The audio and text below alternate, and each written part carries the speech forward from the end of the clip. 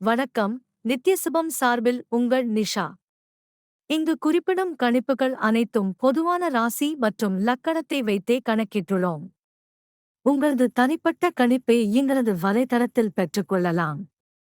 மேலும் எங்கள் வலைத்தளத்தில் ஜாத புத்தகம் பரிகாரங்களுடன் திருமண பொருத்தம், பெயர் பொருத்தம், ஜாதக கல் பொருத்தம் மற்றும் ஆஸ்ட்ரோ பொருட்கள் விற்பனைக்கு என பல வசதிகள் உள்ளது. வாங்கல் தலைப்பிற்கு செல்வோம். தனுசு ராசிக்காரர்களுக்கு இந்த மாதம் கேது பகவான் இந்த மாதம் முழுவதும் 10ஆம் வீட்டில் இருப்பதால் உங்கள் வேலையில் ஆர்வம் குறையும் சூழ்நிலை உருவாகும்.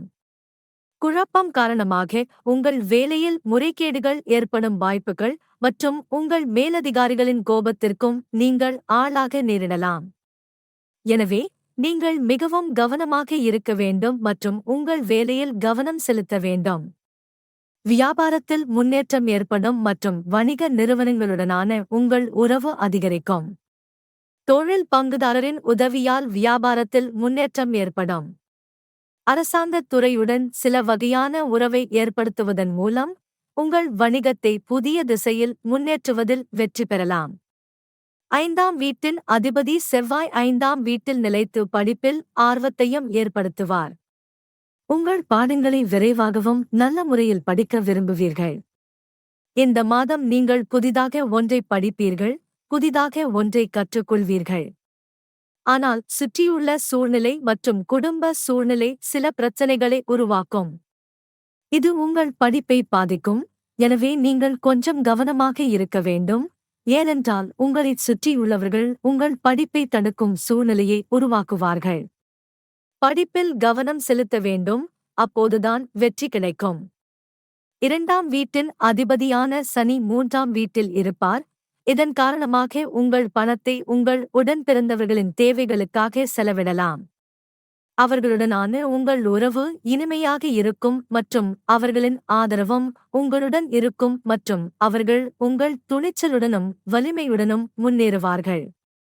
5வது வீட்டில் உள்ள செவ்வாய் உங்களை வெறித்தனமாக காதலிக்க வைக்கும், அதாவது உங்கள் காதலிக்காக எந்த விலையிலும் எதையும் செய்ய நீங்கள் தயாராக இருப்பீர்கள். இது உங்களுக்கு பொறுமையின்மையை அதிகரிக்கும், இதன் காரணமாக நீங்கள் அவசரமாக ஏதாவது செய்ய விரும்புவீர்கள். ஆனால் அவசரத்தில் விஷயங்கள் தவறாகிவிடுகின்றன, உங்களுக்கும் அதுவே நிகழலாம். இதன் காரணமாக உங்கள் அன்புக்குரியவரின் கோபத்திற்கு நீங்கள் பலியாக வேண்டியிருக்கும். இந்த நேரம் காதலில் நன்றாக இருந்தாலும் சில பிரச்சனைகளையும் கொடுக்கலாம். ஆகையால் சற்று கவனமாக இருக்க வேண்டும். 7ஆம் வீட்டிற்கு அதிபதியான புதன் மாதத்தின் முதல் பாதியில் 8ஆம் வீட்டில் பெயர்ச்சிப்பதால் உங்களின் உறவில் சில பிரச்சனைகள் ஏற்படும். செவ்வாய் புதன் மீதும் ஒரு அம்சமாக இருப்பார், இது உங்கள் குடும்ப வாழ்க்கையில் மன அழுத்தத்தை அதிகரிக்கலாம் மற்றும் உங்கள் மனைவியுடன் வாக்குவாதங்களுக்கு வழிவகுக்கும். ஆனால் சுக்கிரன் கிரகம் 7வது வீட்டில் இருப்பதால் உங்கள் இருவருக்கும் இடையே காதல் தருணங்களை கொண்டு வரும், இது உங்கள் உறவை அவ்வப்போது காப்பாற்றும். உங்கள் ராசிக்கு அதிபதியான குரு இந்த மாதம் முழுவதும் நோய் வீடான 6ஆம் வீட்டில் பெயர்ச்சிப்பதால் இந்த மாதம் ஆரோக்கியத்தை பொறுத்தவரை ஓரளவு பலவீனமான பலன்களை தரக்கூடும். கல்லீரல், சிறுநீரகம் தொடர்பான நோய்கள் மற்றும் கொலஸ்ட்ரால் அதிகரிப்பு போன்ற மழையால் பரவும் நோய்கள் உங்களை தொந்தரவு செய்யலாம்.